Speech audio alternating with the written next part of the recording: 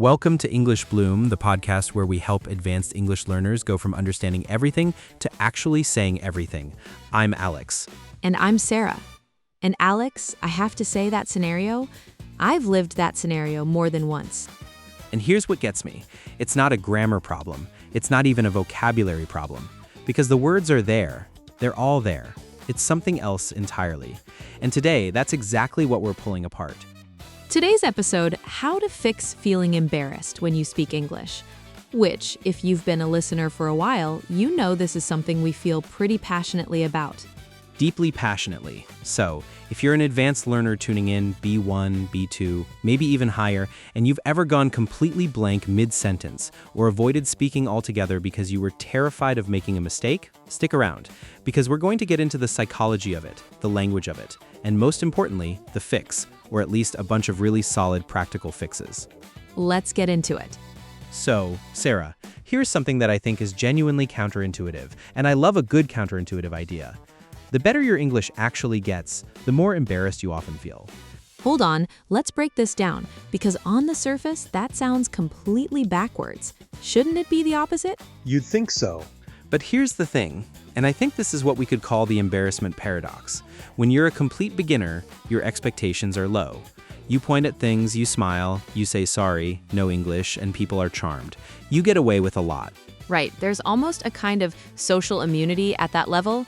Nobody expects perfection from someone who just started. But the moment you cross into intermediate or advanced territory, the stakes feel higher because now you know what correct sounds like. You've read it, you've heard it, you've studied it, so when you produce something that falls short of that standard, you notice, you cringe, and crucially, you assume everyone else noticed too. Which is a cognitive distortion, by the way. I see what you mean. But let me add a layer here.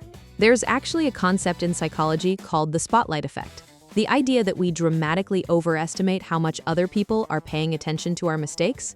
Oh, I love this. Say more. So researchers at Cornell, Thomas Gilovich, classic study, they had people wear an embarrassing t-shirt and walk into a room. The wearers thought about 50% of people would remember the shirt. The actual number? Around 25%. Half as many. We're not the center of everyone else's universe, even though our brains are absolutely convinced we are.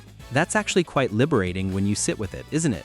Nobody is keeping score of your subjunctives. Nobody is keeping score of your subjunctives. Tattoo that somewhere, honestly. And here's a phrase I want to throw in for our learners.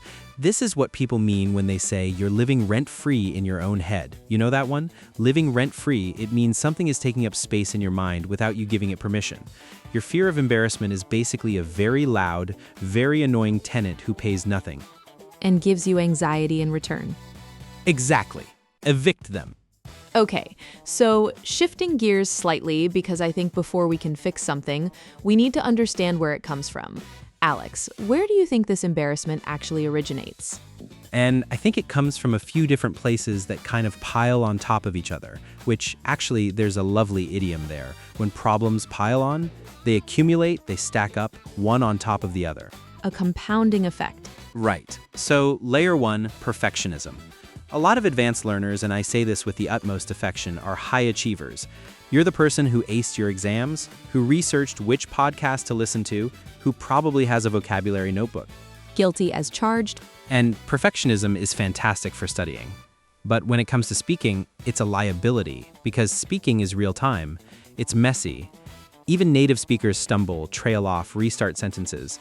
We don't notice it because we're not judging them the way we judge ourselves.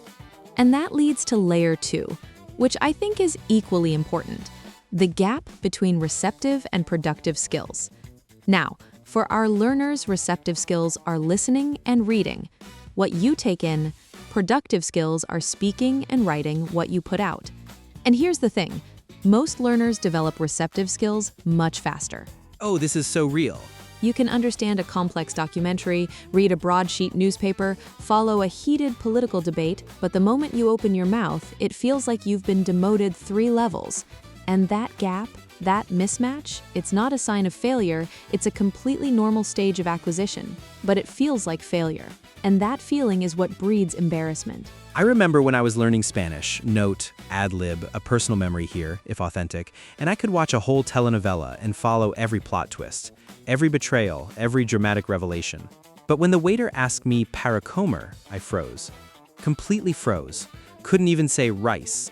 Rice, the most universal food. The most neutral word in the culinary universe, and I blanked. And you know what the worst part is? That blank, that freeze, it actually makes the embarrassment worse because now you're embarrassed about being embarrassed. It's a spiral, a vicious cycle, which by the way is a great collocation to know, a vicious cycle meaning a self-reinforcing loop of negativity. And the third layer, and this is the one I find most interesting, is cultural conditioning. Depending on where you grew up, you may have been in an educational system that punished mistakes rather than rewarded attempts. Speaking up in class and getting it wrong was humiliating. So silence became the safe option. That's a deep one, because that conditioning doesn't just disappear when you start an English class or move to a new country. It's baked in. It runs deep, and unpicking that, unraveling it, that takes real conscious effort. All right, so we've established that embarrassment is normal. It's layered, and it's not a reflection of your actual ability. Building on that, let's talk about what actually moves the needle, because I think there's a lot of well-meaning but ultimately hollow advice out there. Oh, the classic just be confident advice. Just be confident, as if confidence is a switch you can flick, as if people haven't been trying to flip that switch for years. Right, it's like telling someone who's cold to just be warm. Okay, thanks, very helpful. So let's get into the stuff that actually has some substance to it. First shift, reframe mistakes as data, not failure. This is a mindset thing, and it sounds simple, but it's genuinely transformative when you internalize it. Every time you say something wrong and somebody responds differently than you expected, that is information. Your brain is updating its model of the language. I love this framing. It's almost scientific, like you're not embarrassing yourself. You're running an experiment. The hypothesis was, I think this is how you say it. The result was actually not quite new data. Moving on. Exactly. And linguists actually use the term interlanguage to describe the version of a language you speak while you're still learning it. It's a legitimate, evolving system, not a broken version of the target language. Your interlanguage isn't wrong. It's in progress. In progress. I really like that. Rather than imperfect, think in progress. Those two words carry completely different emotional weight, don't they? They really do. Okay, second shift. And Alex, I know you love analogies, so Oh, I have one ready. Go ahead, build up to it. second shift, adopt the good enough principle. Communication isn't about perfection, it's about transmission. Did the meaning get through? Did the person understand you? If yes, job done. Gold star, you communicated. All right, and here's my analogy. Imagine you're trying to get across a river. You have two options, a perfect, gleaming, architecturally stunning bridge that you've been designing for 5 years but haven't built yet, or a slightly wobbly rope bridge that exists right now and gets you to the other side. Pause, 1 secchi the wobbly rope bridge wins. Every time. I love it.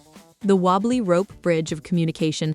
Name of my autobiography. Absolutely, but it's true. The goal isn't a perfect sentence. The goal is connection. And that slight grammatical wobble, the person on the other side barely noticed. They're too busy thinking about what to say next. Which brings us back to the spotlight effect. Full circle. And the third mindset shift. This one is maybe the most counterintuitive of all. Lean into the vulnerability rather than fighting it. Because there's something interesting that happens when you acknowledge the fear instead of suppressing it. Tell me more. So when we try to suppress anxiety, we give it power. We build walls around it, which paradoxically makes it stronger. But when you say even just to yourself or even out loud, I'm a bit nervous about this, my English isn't perfect yet, you're naming it. And naming something takes away a significant chunk of its power. There's a therapeutic concept there, affect labeling, it's called. Putting words to feelings literally reduces the intensity of the emotional response in the brain. So saying I'm embarrassed actually makes you less embarrassed. Isn't that wild? That's actually insane and incredibly useful. And from a social standpoint, vulnerability is disarming. If you say to a colleague, bear with me, I'm still finding my footing in English, not only does it set reasonable expectations, but most people will immediately feel warmer towards you, not less, because it takes courage. It takes guts to admit that. Okay, I want to get into the practical toolkit now. Because I know our listeners love actionable takeaways, things you can actually use this week, not just think about. Love this. Let's go through them. Strategy 1. Controlled exposure. This is basically don't throw yourself off the deep end if you're not ready. Instead, engineer low-stakes speaking situations where the cost of mistakes is genuinely low. This could be language exchange apps, online speaking clubs, even just narrating your commute to yourself. I actually do the commute thing. I will describe what I'm seeing out the window in whatever language I'm practicing, and nobody knows, nobody cares. And my brain is getting genuine speaking practice with zero social risk. Zero social risk. I love that phrase. And the thing is, even that kind of solo speaking builds the neural pathways, the muscle memory of actually producing words out loud. It's not wasted practice. Strategy 2, and this one is directly related to embarrassment specifically. Develop a recovery toolkit. Because here's the truth. You will forget a word. You will mispronounce something. The question isn't whether it happens, it's what you do when it does. And so many advanced learners have no plan for that moment. They just panic. So instead, practice your repair strategies. Things like, what I'm trying to say is, or the word is escaping me right now, but I mean something like, or bear with me, how do you say? These are real natural phrases that native speakers use constantly. Constantly. And there's something really reassuring about having those phrases on hand. It's like having a safety net. You might not need it, but just knowing it's there makes you bolder. Strategy 3. Record yourself. Now, I know, most people hate this, right? Because you listen back and you think, do I really sound like that? But here's the thing, the discomfort fades fast, and what you gain is an objective, outside-ear perspective on your own English. You'll start to notice, actually, that sentence was pretty good. And also, okay, I say, 40 times per minute, let me work on that. It's self-awareness at its most practical. And here's a word for our learners. This process is called metacognition, thinking about your own thinking, or in this case, thinking about your own speaking. It's a hugely powerful skill. Learners who engage in metacognition consistently make faster progress. There's real research behind that. Strategy 4, and this is the one I feel most passionately about, change your relationship with silence, because a huge part of embarrassment in speaking comes from the panic that follows a pause. That 3-second silence while you search for a word, it feels like a year, it feels cavernous, but to your listener, it barely registers. I see what you mean, and I want to add, in many cultures, silence in conversation is actually a sign of respect, of thoughtfulness. In Japan, for example, a considered pause before you respond is valued, not feared. Particularly in fast-paced Western conversation culture, we've pathologized silence, made it something to be fixed rather than something to be comfortable with. That's a really elegant point. And for language learners, the practical takeaway is, give yourself permission to pause. Use filler phrases. That's a great question. Let me think about that for a moment. How to put this, not to hide the silence, but to own it. To make it look intentional. Because the moment you own the pause, you take back control, and control is the antidote to panic. Okay, I want to zoom out for a second before we wrap up because I think there's something really important that we haven't quite named yet. And it's this, embarrassment at its core is a social emotion. It only exists because you care. You care about communicating well, you care about connecting, you care about being understood. That's worth sitting with. Because apathy doesn't get embarrassed. Indifference doesn't get embarrassed. The person who doesn't care about their English, they're not lying awake at night replaying that awkward sentence from a meeting 3 weeks ago. You really painted a picture there. Only the people who deeply, genuinely care about this language, about using it well, about honoring it, they're the ones who feel the sting of embarrassment. And so, in a strange way, the fact that you feel embarrassed is a testament to your investment. It's proof that this matters to you. And things that matter are always worth the discomfort. That's beautifully put, and I think it recontextualizes everything we've talked about today. The embarrassment isn't your enemy. It's a signpost. It's saying you're in the arena, you're doing the thing. This is growth, and growth is uncomfortable. There's a quote, I'm paraphrasing, often attributed to Brené Brown, the researcher who's done so much work on vulnerability. The only people who are never embarrassed are the ones who never show up. Imperfect action beats perfect inaction every time. Okay, let's do our wrap-up. Vocab and idioms from today that are worth adding to your notebook. First, living rent-free in your head. When a worry or thought takes up mental space without you wanting it to. as in, my fear of making mistakes is living rent-free in my head. Second, a vicious cycle, a self-reinforcing loop of negative events. The embarrassment leads to silence, which leads to less practice, which leads to more embarrassment. It's a vicious cycle.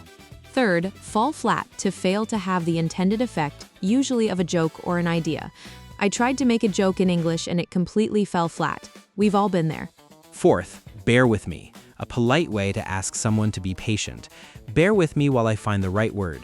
Elegant, natural, and incredibly useful.